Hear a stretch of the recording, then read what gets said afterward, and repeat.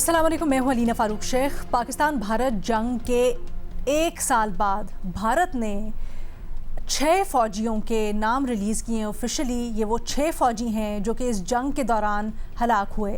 یہ 6 بھارتی فوجی، ان سے پہلے بڑے متضاد دعوے سامنے آتے رہے یہاں تک کہ بھارت کے جو اپنے وزیر دفاع ہیں انہوں نے اسمبلی کے فلور پہ کھڑے ہو کے یہ دعویٰ کیا کہ اس جنگ کے دوران اور بھارت کی طرف سے جو پاکستان پر جارحیت مسلط کی گئی اس کے دوران کوئی بھی بھارتی فوجی ہلاک نہیں ہوا، مارا نہیں گیا۔ لیکن اب ایک سال بعد بھارت نے آفیشلی 6 اپنے جو فوجی ہیں جن کی ہلاکت ہوئی اس پوری آرڈیل میں، ان کے نام جاری کیے ہیں۔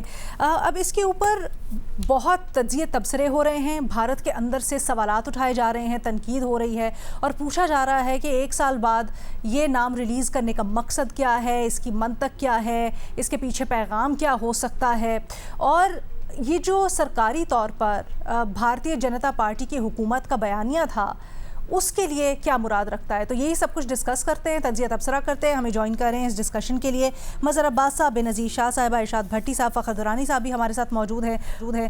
اور کیا یہ جو اعتراف ہے مئی 2025 کی جنگ جھڑپ سے متعلق، یہ بھارت کے سرکاری بیانیے کو کمزور کرتا ہے؟ اس سوال سے شروع کرتے ہیں۔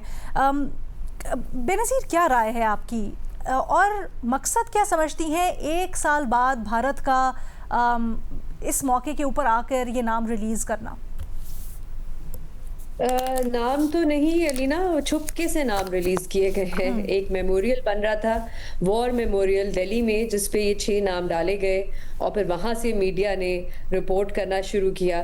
علینا، جیسے آپ بتا رہی تھی کہ آج جو انڈین سوشل میڈیا ہے اس پہ جو سب سے زیادہ وائرل کلپ ہے وہ ہے ان کے جو بھارت کے جو وزیر دفاع ہے ان کی، جو پچھلے سال فلور آف دا ہاؤس پہ کہہ رہے تھے کہ ہمارا تو کوئی فوجی ہلاک نہیں ہوا۔ تو سب سے پہلے تو بھارت میں ہائی لیول انویسٹیگیشن ہونی چاہیے، اور میرے خیال سے وہاں پہ تو مطالبہ یہ کرنا چاہیے کہ جو وزیر دفاع ہیں وہ استعفیٰ دیں جنہوں نے فلور آف دا ہاؤس پہ کھڑے ہو کے جھوٹ بولا، اور یہ بھی پوچھنا چاہیے کہ یہ فیزز میں معلومات کیوں دی جا رہی ہے کہ بھارت کا کتنا نقصان ہوا پچھلے سال۔ پہلے کہا گیا ہمارا کوئی طیارہ نہیں گرا، پھر کچھ مہینے بعد مان گئے ہاں ہمارے کچھ گرے لیکن بتایا نہیں کہ کتنے، پھر کہا جا رہا ہے کہ ہمارا کوئی فوجی ہلاک نہیں ہوا، اب اس پہ بھی مان گئے ہیں، وہ بھی چھپ کے، اور وہ کہا جا رہا ہے بھارتی میڈیا میں کہ وہ جو فیملیز تھیں ان کی 6 فوجیوں کی، ان کی طرف سے بہت پریشر تھا جس کی وجہ سے یہ نام جو ہے انہوں نے چھپ کے سے ریلیز کر دیے اور لکھ دیے۔ ہو سکتا ہے کل کو کوئی کتاب لکھے بھارت میں اور شاید اس بات پہ بھی اعتراف کر لیا جائے کہ واقعی میں امریکہ نے جنگ بندی کرائی تھی پاکستان اور بھارت کے درمیان۔ تو میں تو کہوں گی لینا، کتنی ڈس سروس ہے اور کتنی افسوس کی بات ہے۔ کسی بھی ملک کے لیے ان کے جو فوجی ہوتے ہیں، جو جنگیں لڑتے ہیں، وہ نیشنل ہیروز ہوتے ہیں۔ جب ان کی ہلاکتیں ہوتی ہیں تو ان کو کمیموریٹ کیا جاتا ہے، ان کو اسٹیٹ فیونرل دیا جاتا ہے، ان کی تصویریں، ان کی بیک گراؤنڈ سٹوریز، ساری معلومات عوام کے سامنے رکھی جاتی ہے، ان کو ٹریبیوٹ پیش کیا جاتا ہے۔ لیکن یہاں پہ ایک سال تک آپ نے جو ہے وہ نام چھپائے وہاں پہ بھارت کی عوام سے، اور اب جا کے آپ نے چھپکے سے جو ہے وہ نام ریلیز کر دیے، وہ بھی ایک ایسی جنگ میں علینا جس کا کوئی جواز نہیں تھا۔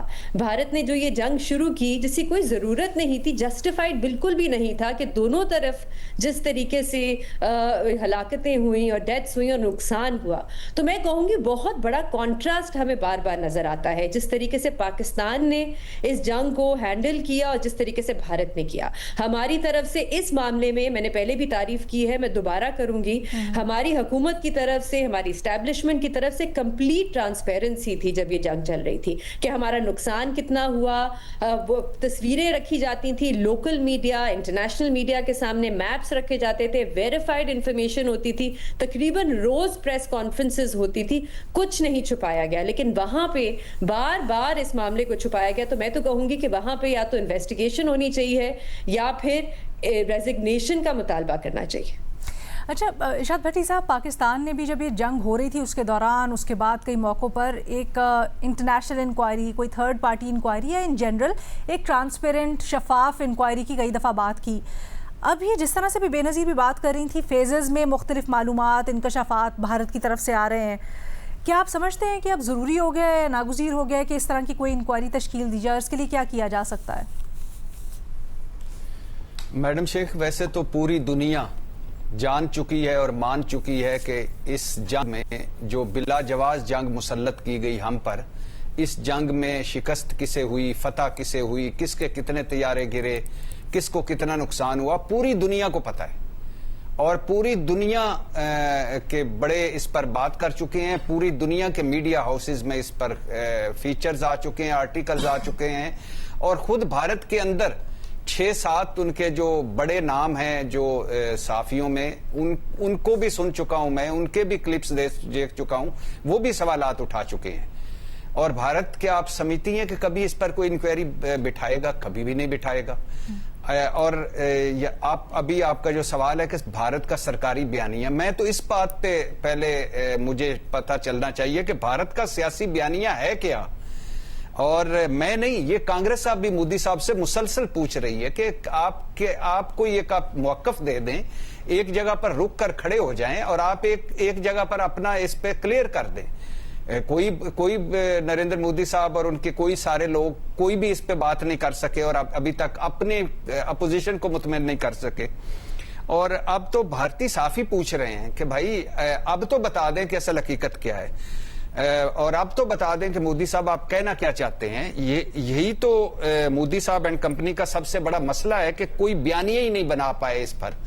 اور یہ جو کانگریس نے اور ان مودی صاحب کے مخالفین نے ان کا نام نریندر مودی سے سرنڈر مودی رکھا تھا، اس کا بھی کوئی جواب نہیں دے پائے مودی صاحب اور ان کے لوگ.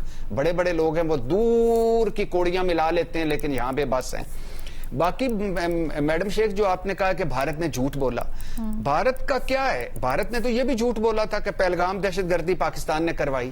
اس پر بھی ہم کہتے رہے کہ کوئی ایک تھرڈ پارٹی آڈٹ کروا لیں، کوئی انویسٹیگیشن کروا لیں، کوئی پتہ کروا لیں کہ ادھر پہلگام میں دہشت گردی ہوتی ہے، 6 سے 10 منٹوں میں 6 کلومیٹر دور تھانے میں FIR ہو جاتی ہے اور ہمارا نام اس پہ لکھا ہوا ہوتا ہے، سرحد پار سے دہشت گرد آئے. اور بھارت نے تو اس سے پہلے یہ بھی کہا تھا کہ بالا کوٹ میں ہم نے دہشت گردوں کی پناہ گاہیں تباہ کر دی. وہ یاد ہے آپ کو؟ ہمارے حامد میر صاحب گئے تھے اور ایک کوا مرا ہوا تھا اور وہ درختوں پر سارا کچھ پھینک کے چلے گئے تھے. اور بھارت نے تو یہ بھی کہا تھا کہ ہم نے پاکستان کے F-16 طیارے مار گرائے. اب ہم نے کہا کہ آ کر گنتی کر لیں جتنے ہمارے پاس F-16 طیارے ہیں، وہ بھی جھوٹ تھا. بھارت نے تو یہ بھی کہا رات کے تاریخی میں جب نہتے پاکستانیوں پر میزائل حملے کیے تو ادھر کیا بتایا کہ ہم نے دہشت گردوں پر حملے کیے، ان کے بیس کیمپ اور سارے تباہ کر دیے. ہم نے ثبوتوں کے ساتھ بتایا کہ آپ نے اس مسجد پہ کیا جہاں عام لوگ تھے، آپ نے ان لوگوں پہ حملے کیے. اور پھر آپ کو وہ یاد ہوگا میڈم شیخ کہ بھارت نے ہمارے جو میڈیا دھڑا دھڑ لگا ہوا تھا، بی جے پی کا میڈیا، کہ ہمارے لاہور پر قبضہ ہو گیا، کراچی پر قبضہ ہو گیا، اسلام آباد سمیت سارے شہروں پر قبضہ ہو گیا. اور لاہور مغالباً لاہور یا چیچوں کی یا کاموں کی یا گجرانوالا پتہ نہیں ایک ساحلی علاقہ بھی ہمارا ہے جہاں سمندر ہے. تو اور پھر ہمارے وزیر اعظم گرفتار ہو گئے، فلاں بنکر میں چلا گیا، فلاں ادھر چلا گیا، ہماری سینا اتر چکی. اور وہ جو برکھا دت جیسی صحافی بھی پائلٹ گرفتار کرنے کے دعوے کر رہی تھی. اور بھارت نے تو یہ بھی دعویٰ کیا کہ ہمارے رافیل طیارے تباہ ہی نہیں ہوئے. اور بھارت نے تو کلبھوشن یادیو پر 7 موقف بدلے ہیں. اور بھارت نے تو ابھی نندن کو اعزاز دے دیا ہے جو چپیڑے کھا کے ادھر سے ہماری چائے پی کے گیا تھا. اور بھارت تو وہ ہے کہ جس نے کہا، جو ابھی تک کہتا ہے کہ سیز فائر کی درخواست پاکستان نے کی، حالانکہ پوری دنیا مان رہی ہے. تو میڈم شیخ پہلے آپریشن سندور میں ہلاکتیں تسلیم نہ کرنا، اور اب نہ صرف جو فوجی ہلاک ہوئے وہ مانے، کیونکہ اعزازات دینے تھے، ان کو ایوارڈز دینے تھے. فضائیہ کے 4 پائلٹس بشمول 3 رافیل طیاروں کے پائلٹس اور ادھم ایئر بیس پر مارے گئے جدید دفاعی نظام S-400 کے 5 آپریٹرز. مطلب یہ 9 فوجی اہلکار بنتے ہیں، اور اس کے علاوہ 5 اور بھی ہیں جو ابھی چھپا کر بیٹھے ہیں، جو بھارتی میں تجزیہ کاروں کو سن رہا تھا کہ ان کو بھی اعزاز دینے ہیں. تو کہنے کا مقصد یہ کہ اول جھوٹ آخر جھوٹ، اول 2 نمبری آخر 2 نمبری، اول وہ اپنی لوگوں کو کہ ہم بڑے جیتے، ہم فلاں ہوا، ہمارا فلاں ہوا. تو ان کا نہ کوئی سیاسی بیانیہ ہے، نہ کوئی سرکاری بیانیہ ہے، اور نہ ان کا کوئی سچ ہے. اور اب یہ مودی صاحب جس دن جائیں گے اس دن کے بعد جو کچھ لکھا جائے گا اور جو کچھ حوالوں میں آئے گا، پروگراموں میں آئے گا، آپ حیران رہ جائیں گی کہ کیا کیا بھارت نے چھپایا اور کیا کیا جھوٹ بولا. فخر درانی صاحب، یہ جس طرح سے ڈیٹیلز اس پورے سال میں مختلف سامنے آتی رہی ہیں اس جنگ سے متعلق، بھارت نے کیا کیا کچھ چھپایا، پھر اب یہ آفیشیل ڈیٹیلز فوجیوں سے متعلق، کیا آپ سمجھتے ہیں کہ جو بھارتی عوام ہے وہ جس طرح سے ریئیکٹ کر رہی ہے، اس کے اوپر سوال اٹھا رہی ہے، کیا وہ اب اپنی حکومت کے اوپر ان کا اعتماد متاثر ہو رہا ہے یا کچھ فرق پڑا ہے؟ بہت شکریہ علینا، اور بہت زبردست سوال. دیکھیں، صرف یہ جو لیک آف کوآرڈینیشن یا لیک آف ٹرسٹ ہے، یہ صرف عوام اور حکومت کے درمیان نہیں بلکہ ایک واضح طور کے اوپر جو لیک آف کوآرڈینیشن ہے، یہ ہمیں بھارتی سول حکومت اور جو ملٹری لیڈرشپ ہے اس میں بھی نظر آتا ہے. دیکھیں، جو بھارت اور پاکستان کی جنگ تھی، اس میں ہمیں دو طرح کی حکمت عملی دیکھنے میں ملی ہے. پاکستان کی ایک بالکل ہی ٹوٹلی اپوزٹ جو ہے وہ اسٹریٹجی اور حکمت عملی تھی، اور بھارت کی بالکل اپوزٹ تھی اس کے. پاکستان نے یہ جو مئی کی جنگ تھی اس میں جو انفارمیشن کا فلو تھا اس کو اوپن کر دیا. آپ نے دیکھا ہوگا کہ ہر گھنٹے ہر بدلتی صورتحال کے ساتھ جو D G I S P R تھے، بے نظیر نے بھی ابھی یہی بتایا کہ جو انفارمیشن تھی وہ خود شیئر کرتے تھے میڈیا کے ساتھ، انٹرنیشنل میڈیا کے ساتھ. اس سے کیا ہوا کہ پاکستان کی یہ جو انفارمیشن کے حوالے سے اور جو پاکستان کے دعوے تھے اس میں کریڈیبلٹی جو ہے وہ اس میں واضح طور کے اوپر پاکستان نے اسٹیبلش کی کہ پاکستان بار بار ہر چیز جو ہے وہ میڈیا کے ساتھ شیئر کر رہا تھا. جبکہ اس کے ہم اگر دیکھیں تو جو بھارت تھا اس نے ٹوٹلی اس کے اپوزٹ پالیسی اپنائی. ٹوٹلی جو انفارمیشن تھا وہ انہوں نے کنٹرول ڈسکلوجر جو ہے وہ اس کی حکمت عملی بنائی، اور جو نیریٹو مینجمنٹ تھا اس کی حکمت عملی بنائی. اس سے نقصان کیا ہوا بھارت کو؟ ایک تو یہ کہ جو انٹرنیشنل میڈیا تھا یا جو انٹرنیشنل آڈینس تھی انہوں نے بھارت کے بیانیے کو بائی نہیں کیا. اس کے ساتھ ساتھ جو عوام تھی، آپ نے بعد میں دیکھا جو جنگ کے بعد جو صورتحال جس طرح سے بھارتی میڈیا کا مذاق اڑایا گیا، جس طرح بھارتی گورنمنٹ کا اور بھارتی دعووں کا مذاق اڑایا گیا، وہ سب کے سامنے ہے. تو یہ ایک چیز تو جو ایک حکمت عملی کے حوالے سے کہ جب بھی آپ کسی بھی بیٹل فیلڈ میں یا جو کائنیٹک آپریشن ہوتا ہے اس میں یہ جو انفارمیشن وارفیئر ہے اس کو کیسے لے کر چلتے ہیں، یہ بڑا امپورٹنٹ ہوتا ہے. اور پاکستان نے بڑا ہی اسٹریٹجکلی اگر دیکھا جائے تو ایک زبردست قدم اٹھایا تھا اس حوالے سے. بھارت کو اس سے جہاں تک جو میں بات کر رہا تھا کہ یہ ایک واضح طور کے اوپر کوآرڈینیشن گیپ نظر آ رہا تھا. آپ نے خود بتایا، جو راجناتھ سنگھ وزیر دفاع تھے انہوں نے فلور آف دا ہاؤس یہ بتایا کہ ہمارا کوئی جو ملٹری کے لوگ تھے وہ ہلاک نہیں ہوئے. جبکہ اب یہ 1 سال بعد یا 400 دنوں کے بعد یہ بتا رہے ہیں کہ 6 وہ بھی بتایا نہیں گیا، بلکہ یہ جو نیشنل وار میموریل تھا اس کے اوپر نام ہے تو لوگوں نے اس کو جو ہے پک کیا کہ یہ 10 مئی کے جو آپریشن تھا پاکستان کا اس میں یہ ہلاک ہوئے تھے. تو اس سے ایک چیز واضح طور کے اوپر نظر آتی ہے کہ بھارت جو ہے وہ ابھی تک ایک کنٹرول ڈسکلوجر کے اوپر جو حکمت عملی ہے اس کے اوپر عمل درآمد کر رہی ہے. اس سے ایک چیز جو امپورٹنٹ ہے وہ یہ ہے کہ ان کی جو اسٹریٹجک کریڈیبلٹی ہے وہ ڈیمیج ہوئی ہے. نہ صرف یہ کہ اس جنگ کے دوران بلکہ فیوچر میں بھی بھارت جب بھی اس طرح کا کوئی دعویٰ کیا جائے گا، بھارت کے اس دعوے کو، بھارت کے تمام تر جو اس طرح کی جو انفارمیشن ہوگی اس کو پوری دنیا شک کی نگاہ سے دیکھے گی. اور یہی چیز ہم نے دیکھی ہے، چاہے وہ رفال کے حوالے سے ہو. رفال کا جو بیانیہ بھارتی جو گورنمنٹ نے اپنایا، اس کے بعد ان کے جو سی ڈی ایس نے جا کے سنگاپور میں جا کے جو بتایا کہ ہمارے کچھ گرے ہیں طیارے، یا بعد میں آہستہ آہستہ یہ جو ڈسکلوز کر رہی ہیں، تو اس سے کیا ہوا ہے، ان کی جو اسٹریٹجک کریڈیبلٹی ہے وہ آہستہ آہستہ لوز ہوتی جا رہی ہے. اور اس کا نقصان ہم نے دیکھا ہے پہلگام انسیڈنٹ کے بعد بھی. جو انہوں نے جتنے بھی ڈپلومیٹس کو بلایا تھا انہوں نے ان کے بیانیے کو بائی نہیں کیا، انٹرنیشنل میڈیا نے بائی نہیں کیا. اور اس سے فیوچر میں سمجھتا ہوں کہ یہ ایک بہت بڑا نقصان ہوگا بھارت کے لیے. یہ جس طرح سے ایک کنٹرول جو ڈسکلوجر کے طور کے اوپر جو چیزوں کو اور انفارمیشن کو یہ چھپاتے رہے ہیں. دوسری جو امپورٹنٹ چیز ہے اس میں واضح طور کے اوپر اگر آپ دیکھیں، جب یہ 11 مئی کو ان کی بھارت کی جو ملٹری لیڈرشپ کی طرف سے ایک پریس بریفنگ کی گئی تھی، اس میں جو ان کے ڈی جی ایم او تھے جنرل گھائی، انہوں نے یہ اس کو تسلیم کیا تھا کہ ان کے کچھ جوان جو ہیں وہ ہلاک ہوئے ہیں. لیکن ان کی جو پولیٹیکل لیڈرشپ ہے وہ انہوں نے اپنا ایک جو لوکل جو آڈینس ہے اس کو، جی بالکل، جو ان کی لوکل آڈینس تھی اس کو خوش کرنے کے لیے کہ ہمارے کوئی بھی فوجی جو ہیں وہ ہلاک نہیں ہوئے. تو یہ ایک واضح طور کے اوپر جو گیپ ہے ملٹری اور سول کے درمیان، یہ بھی ایک چیز ہمیں اس جنگ کے دوران اور اس کے بعد بھی نظر آئی ہے. اچھا، یہ بڑا اہم پوائنٹ ہے مظہر عباس صاحب. ہم ایک عوامی اینگل، اس کا جنرلی سفارتی اور سیاسی کیا فال بیک ہے انڈیا کے اندر، انڈیا کے باہر، لیکن یہ جو ملٹری سیاسی کوآرڈینیشن میں گیپ کی بات کر رہے ہیں فخر درانی صاحب، اس تناظر سے بھی آپ کہیے گا یہ کیا ظاہر کرتا ہے اب یہ چیزیں انکشاف ہونا ان کا، یا یہ منظر عام پر آنا کہ کس بڑے پیمانے پر چیزیں چھپائی گئی اور اب وہ سامنے آتی جا رہی ہیں؟ دیکھیں، سب سے پہلے تو بھارت کی جو موجودہ لیڈرشپ ہے चाहे हुकूमत हो या मिलिट्री लीडरशिप हो, उसको ये सोचना चाहिए कि आखिर हम कब तक लड़ते रहेंगे, और क्यों नहीं पाकिस्तान और इंडिया के एक बेहतर ताल्लुकात का आगाज़ किया जा सकता है। क्यों नहीं आप सिर्फ जंग की बुनियाद पे और हेट की बुनियाद पे आप पॉलिटिक्स कर रहे हैं और नैरेटिव बिल्ड कर रहे हैं। इंडिया खासतौर पे जो इंडिया में जो सबसे बड़ा मसला है ये कि वो जो हेट नैरेटिव है उसको इलेक्टोरल सपोर्ट भी हासिल होती है। पाकिस्तान में अगर एक्सट्रीमिज्म है तो पाकिस्तान में एक्सट्रीमिज्म को जो है वो वोट की सूरत में किसी भी जमात को वो सपोर्ट हासिल नहीं होती इंतहा पसंदाना बयानिए के ऊपर, लेकिन भारत में ये नहीं है। और ये जो इस वक्त वो जो चीज़ें सामने आई हैं, तो ये तो हम हमेशा से कहते हैं कि truth is the first casualty in war, और भारत का मीडिया भी एक्सपोज हो गया था, बहुत जल्दी एक्सपोज हो गया था, और उनको बहुत जल्दी अंदाजा हो गया था कि उन्होंने ये जो हमला किया है ये किसी सोचे समझे मंसूबे के तहत अपने तरह किया हो, लेकिन वो उनको ये अंदाजा नहीं था कि उसका जवाब कैसा आएगा। और जाहिर है जो जवाब आया उससे वहाँ उनकी पॉलिटिकल और मिलिट्री लीडरशिप में एक तरीके से पैनिक बटन दब गया। अब ये जो चीज़ें अभी हमारे सारे दोस्तों ने डिस्कस की हैं, ये क्या शो करती है कि भारत में एक पैनिक बटन जो है वो दब गया। पॉलिटिकल लीडरशिप की समझ में नहीं आ रहा था, और जो मिलिट्री लीडरशिप है उन्होंने जो अटेम्प्ट करके देख लिया, उन्हें बहुत जल्दी अंदाजा हो गया कि उन्होंने गलत जगह हमला कर दिया है।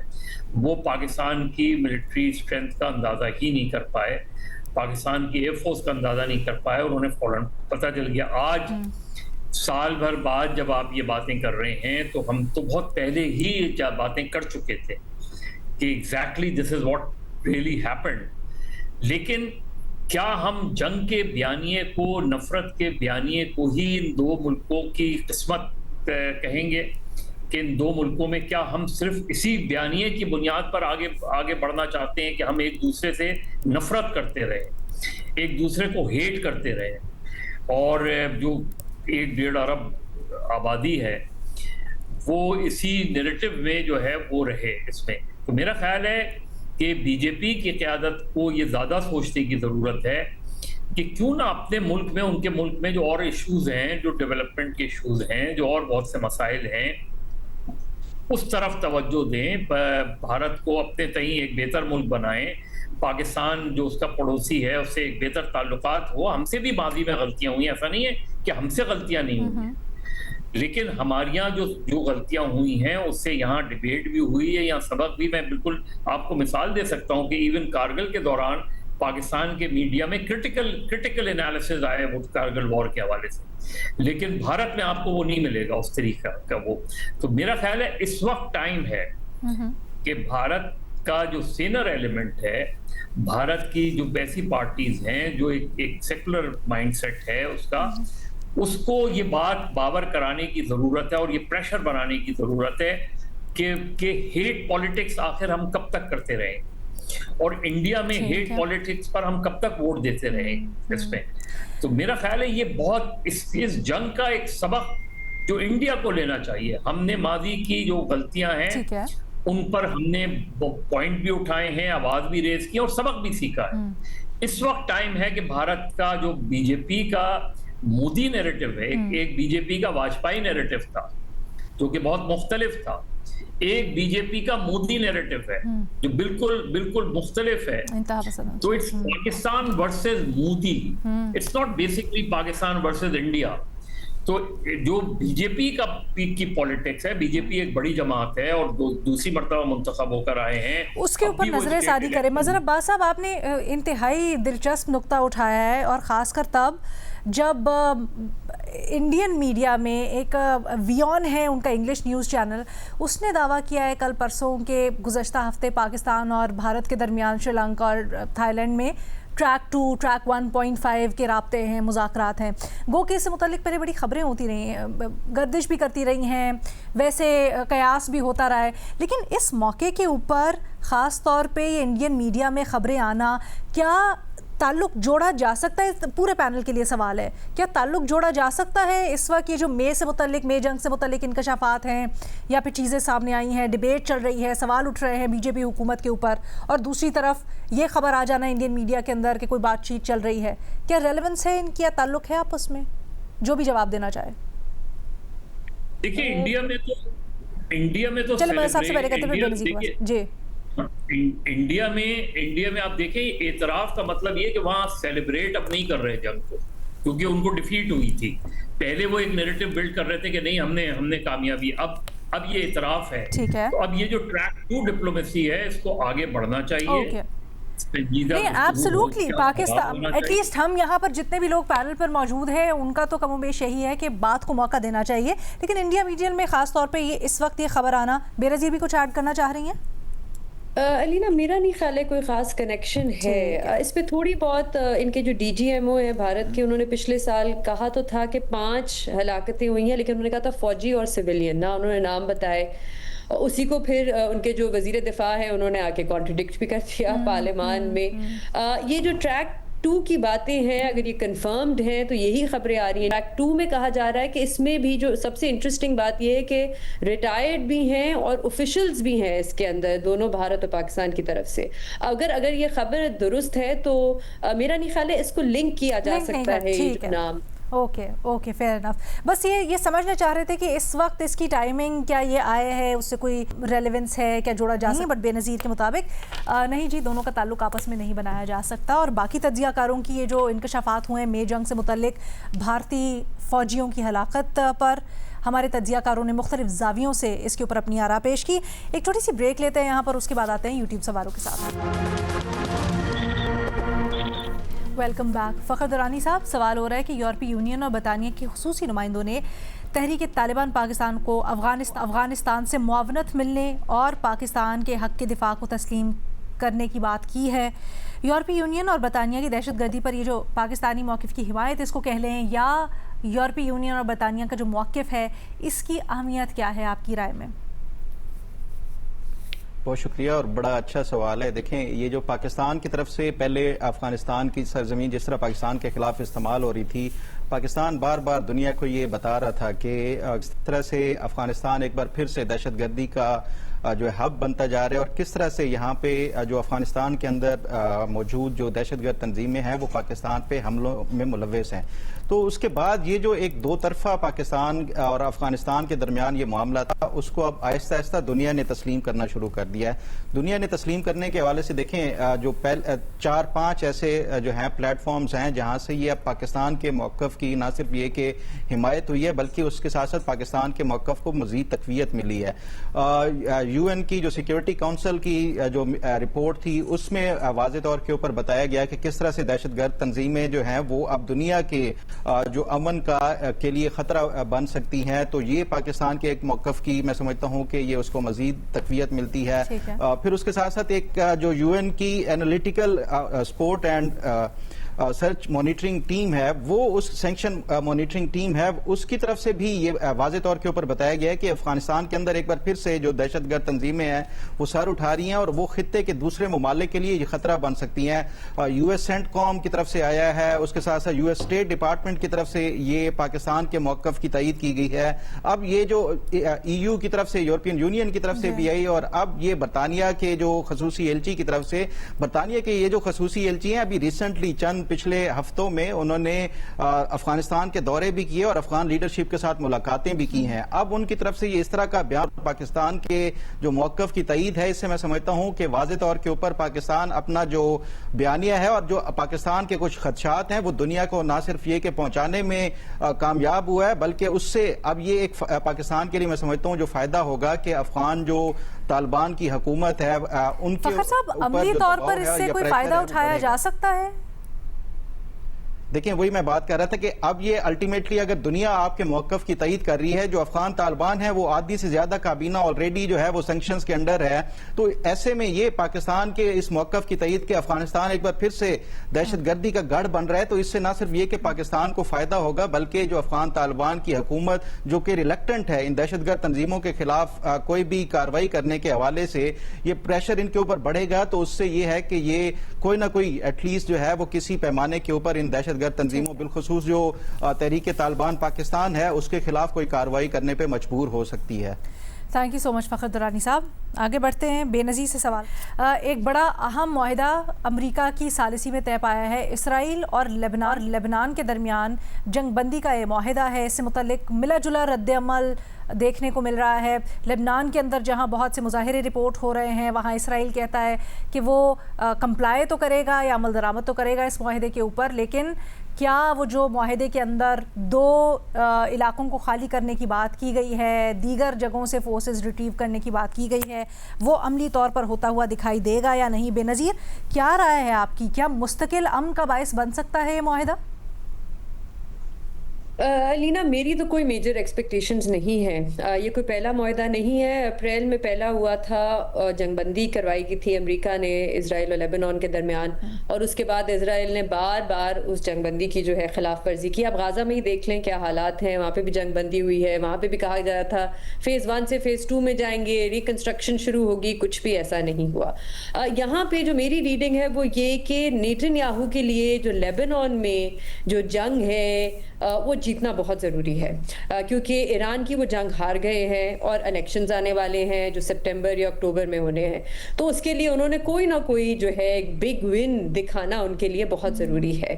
پھر آپ اگر اس معاہدے کو بھی دیکھیں، اس میں لکھا کیا ہے کہ اسرائیل جو ہے وہ تبھی وڈرا کرے گا اور نکلے گا ساؤتھ لیبنان سے اور اپنے حملے روکے گا اگر حزب اللہ کو ڈس آرم کیا جاتا ہے اور اس کو ویریفائی کیا جاتا ہے کہ وہ ہتھیار پھینک رہے ہیں۔ تو پھر اس کو سب سے پہلے سوال بنتا ہے کہ ویریفائی کون کرے گا؟ پھر حزب اللہ تو کہہ چکا ہے کہ ہم تو ہتھیار نہیں ڈالنے والے، کیونکہ ہم اسرائیل پہ اعتماد نہیں کرتے کہ وہ کل جو ہے وہ خلاف ورزی نہ کرے اس جنگ بندی کی۔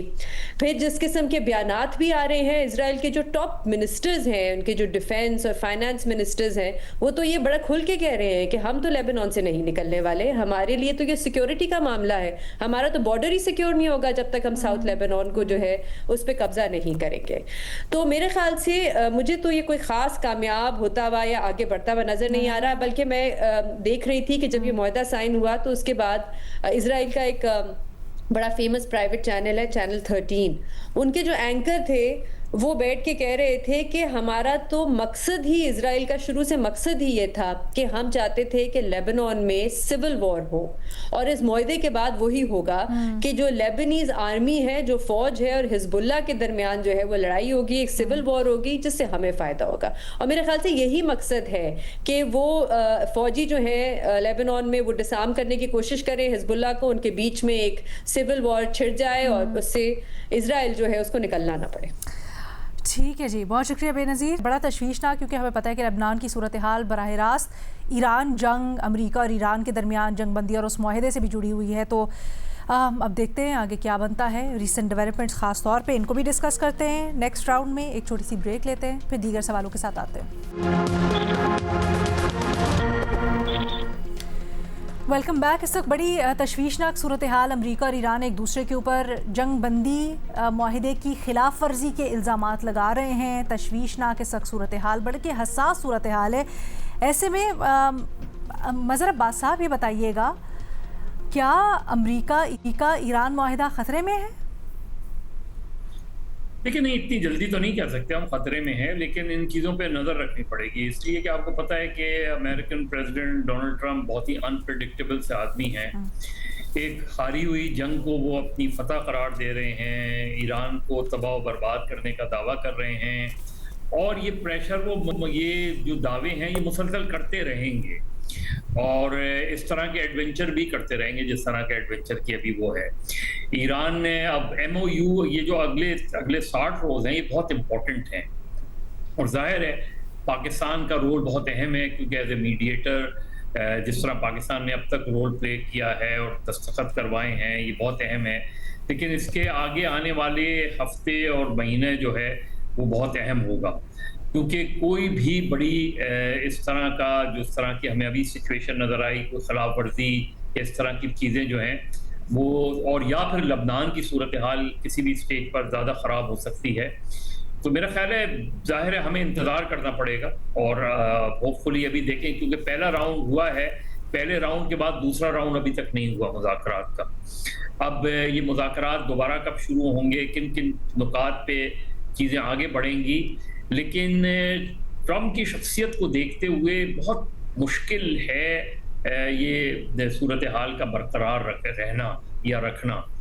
क्योंकि उनके आगे इलेक्शंस भी हैं, उनको सिर्फ अपनी पार्टी से ही नहीं, मुखालिफ पार्टी से नहीं, अपनी पार्टी से भी मुखालफत का सामना करना पड़ रहा है। अब जाहिर है कांग्रेस ने तो उन पर ये पाबंदी लगा दी है, लेकिन वो कांग्रेस पे तनकीद करते हैं, वो नेटो पर तनकीद करते हैं। मजीद साहब, जब ये माहिदा जब ये इस माहिदे की तफसीलात सामने आ रही थी तो ये भी बताया गया था कि ये जो फ्रेमवर्क है, अमल दरामद फ्रेमवर्क, एक जो सरसरी सा तय हुआ है या इसके ऊपर इत्तफाक हुआ है, उसमें इस बात के ऊपर भी इत्तफाक हुआ है हॉर्मूज से मुतल्लिक कैसे मामलात होंगे, फिर अगर कुछ इबहाम होगा तो उसके सिलसिले में मज़ीद बात भी हो सकती है और डायरेक्ट लाइंस ऑफ कम्युनिकेशन भी इस्टेब्लिश की जा सकती हैं। इस इंफॉर्मेशन को मद्देनजर रखते हुए आप क्या सोचते हैं, क्या सिर्फ इस शक के ऊपर शिप को ईरान की तरफ से निशाना बनाया जाना गैर ज़रूरी था? क्या आप समझते हैं कि ये जो दरमियान में ईरान की तरफ से हमें इसके ऊपर हिकमत अमली नज़र आ रही है, उसमें कहीं ना कहीं नज़र सानी की ज़रूरत है ईरान को? देखिए, अभी अब जैसे इस वक्त ये डेवलपमेंट हुई है, इसमें देखना पड़ेगा कि ईरान की अपनी एक पोजीशन है, अमेरिका की अपनी एक पोजीशन है, ईरान का आपने हुर्मुज़ के बारे में अपना एक मौक़िफ़ है और उस पर अभी भी कोई मुकम्मल तौर पे इत्तेफाक़ राय नहीं हुआ कि आपने हुर्मुज़ का मुस्तक़बिल क्या होगा, किस तरीके से। तो अब ये जो इस तरह की खिलाफ वर्जी है, वो हॉटलाइन इनको बनानी पड़ी, मेरा ख्याल है होगी, यकीनी तौर पे होगी हॉटलाइन, और इस तरह के वाक़यात की फौरी तौर पे रोकथाम बहुत ज़रूरी है। लेकिन सबसे इम्पॉर्टेंट जो चीज़ होती है ऐसी सिचुएशन में, वो लफ्ज़ों का इस्तेमाल होती है। अनफॉर्चुनेटली जो डोनाल्ड ट्रंप जिस तरह की लैंग्वेज यूज़ करते हैं, उससे सिचुएशन ख़राब होती है और उसका जवाब फिर उसी तरह से ईरान से आता है। तो मेरा ख्याल है सबसे पहले तो ये बात तय करनी हो, बहुत मुश्किल है डोनाल्ड ट्रंप को ये कन्विंस करना कि आप कम से कम 60 रोज़ इंतज़ार कर लें, देख लें 60 रोज़ में उस MOU के नताइज क्या हो सकते हैं। जिस शिप को टारगेट, ईरान को भी ये सोचना पड़ेगा कि कोई भी एक अगर फर्ज करें इस वक्त कोई खिलाफ वर्जी हो रही थी तो ईरान को वार्न करना चाहिए था, उधर इन्फॉर्म करना चाहिए था कि जी ये खिलाफ वर्जी हो रही है और हम इसको टारगेट। बड़ी दिलचस्प आपने बात की है जब आप कहते हैं ना कि अल्फाज का चुनाव खास तौर पर डिप्लोमेसी में तो होते ही अल्फाज अहम है। जहां डोनाल्ड ट्रंप ने ट्वीट की कि या सोशल मीडिया के ऊपर पैगाम जारी किया कि सीज़ फायर की वायलेशन है या जंगबंदी की माहिदे की खिलाफ वर्जी है, वहाँ इब्राहिम अजीज़ी हैं, ये पार्लियामेंट के उनके आई थिंक सिक्योरिटी के कोई इंचार्ज हैं, उन्होंने लिखा उनके पैगाम को रीशेयर करते हुए कि ये सीज़ फायर की वायलेशन नहीं है, ये सीज़ फायर मैनेजमेंट है। इन अल्फाज, ये सीज़ फायर मैनेजमेंट क्या होती है सर? अब मैं वही कह रहा हूँ ना कि दो बहुत ही डिफिकल्ट कंट्रीज हैं जिनके दरमियान ये MOU हुआ है, जिनकी पूरी एक हिस्ट्री है, हिस्ट्री ऑफ कॉन्फ्लिक्ट्स हैं उसमें, तो बहुत बारीकियां हैं, इनकी बारीकियों को समझना पड़ेगा। लेकिन अभी भी मुझे नहीं लगता कि कोई फुल फ्लैश वॉर की तरफ या खुदा न खास्ता MOU खत्म हो जाएगा, ऐसा नहीं होगा। लेकिन इस पर नजर रखने की जरूरत है कि ये चीजें फैले ना। ठीक है, thank you so much Mazhar Abbas साहब। आगे बढ़ते हैं साहब, आपके लिए सवाल है कि हुकूमत ने इस हफ्ते पेट्रोल की कीमतों को बरकरार रखा है, कमी नहीं की, हालांकि आलमी तौर पर आलमी मंडियों में जंग बंदी माहिदे के बाद काफ़ी कमी आई है। इसके ऊपर वजाहत भी पेश की गई वज़ीर पेट्रोलियम की जानिब से। वो कहते हैं, मैं आपको पढ़ के बता देती हूँ कि ख़ाम तेल की कीमत गिरी है, लेकिन रिफाइनरी के लिए ख़ाम तेल होता है, इसलिए इसे इस्तेमाल नहीं कर सकते। आलमी मंडी में पेट्रोल की कीमतें कम होने के बावजूद ये जो रेट कम नहीं हुए, इस पर बड़ी तनकीद हो रही है, आपकी क्या राय है? बिल्कुल वही राय है जो तनकीद करने वालों की राय है।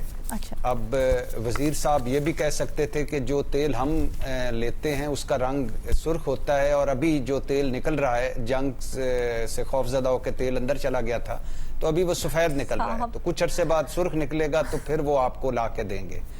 میں حیران ہوتا ہوں ان کی چالاکیوں پر، ان کی گفتگو پر، ان کے رولوں پر۔ یعنی آپ اندازہ کریں کہ عالمی مارکیٹ میں تیل کی قیمتیں جنگ سے پہلے والی قیمتوں سے بھی نیچے چلی گئی ہیں، اور ہمارے ہاں 299 روپے فی لیٹر پٹرول اور 311 روپے فی لیٹر ڈیزل، مطلب جنگ سے پہلے سے بھی کوئی 35-40 روپے فی لیٹر ہم زیادہ ہیں۔ تو پہلے تو اس جگہ پر لائیں، اور پھر اب میں ابھی تک مجھے کوئی ہل جل تو نہیں نظر آ رہی، لیکن یقیناً بڑے کچھ سوچ رہے ہوں گے۔ اگر بات مجھ تک میرے دماغ میں آ گئی ہے تو ان کے دماغ میں بھی آئی ہوگی کہ اب امریکہ بھی ہم سے خوش ہے، ایران بھی ہم سے خوش ہے، اور ایران کے تیل سے پابندیاں بھی اٹھ چکی ہیں اور وہ 60 دنوں کے لیے ہیں، اور ہم اہل بھی ہیں ایران کا تیل خریدنے کے لیے۔ تو اب کیا وہ چیزیں ہیں کہ ہم اب اس سنہری موقع میں اپنی ایک ثالثی اپنی پاک ایران گیس پائپ لائن معاہدے میں چلا لیں اور وہ معاہدہ ہمارا مکمل ہو جائے، اور دوسرا ہم ایران سے تیل خرید لیں، اور ایران ویسے ہی جو مارکیٹ میں قیمتیں اس سے کوئی 5%، 2 سے 5% کم قیمت پر تیل دیتا ہے۔ ویسے تو ہمیں ایران کو چاہیے کہ جو ہم نے کام کیا اگلے 10 سالوں کا تیل ہمیں دے دے، اور کہے کہ سٹور بھی ہمارے پاس سٹور ہے، یہ 2 کنویں آپ کے ہوئے جو ہم نے ان کے لیے کیا ہے۔ یہی ہوتا ہے، یہ جذبات کی تحفے کے طور پہ مانا، لیکن تحفے کے طور پہ اس سے بڑے مفادات کی دنیا ہے۔ ثالثی کنواں نام رکھ دیں اور کہہ دیں کہ یہ 2 کنویں آپ کے ہوئے۔ تو اگر ہم ایران کے جو قیمت سے بھی خریدیں میڈم شیخ، جو ایران مارکیٹ میں بیچ رہا ہے، تو پھر بھی ہمیں تقریباً 34 کروڑ ڈالر کا سالانہ فائدہ ہو سکتا ہے۔ لیکن میں کہہ رہا ہوں کہ اب ہمیں ایران سے یہ نہیں کہنا چاہیے اخی بن جا اب سخی، ہم نے آپ کا کام کیا، آپ نے ہمارا کام کریں، اور یہ 2 کنویں آپ کے ہوئے۔ تو اب اس پہ فوکس کرنا چاہیے کہ جو ہم نے بڑا براڈر پکچر میں بڑا دنیا کے لیے کام کیا ہے اس کو اپنی معیشت اور خاص طور پر اپنے تیل میں کیسے ڈالیں۔ ٹھیک ہے، یہ تو بات آپ نے بہت اچھی کی ہے، لیکن یہ والی جو بات ہے نا کہ تحفہ تن دیتے ہیں اپنے ایران، بھٹی صاحب یہ بات صرف آپ ہی کر سکتے ہیں۔ ایران کو آپ کو اس کمیٹی کا سربراہ لگوا دیتے ہیں، 2-4 دن رپورٹ کارڈ سے آپ کو چھٹی بھی دلوا دیتے ہیں، آپ جا کے ایران سے بات کر کے آئیں ہمارے لیے۔ آن اے سیریس نوٹ جی، ہمارے تجزیہ کاروں کی آپ نے گفتگو سنی، تجزیہ تبصرہ سنا۔ آج کے پروگرام سے اجازت دیں، اللہ حافظ۔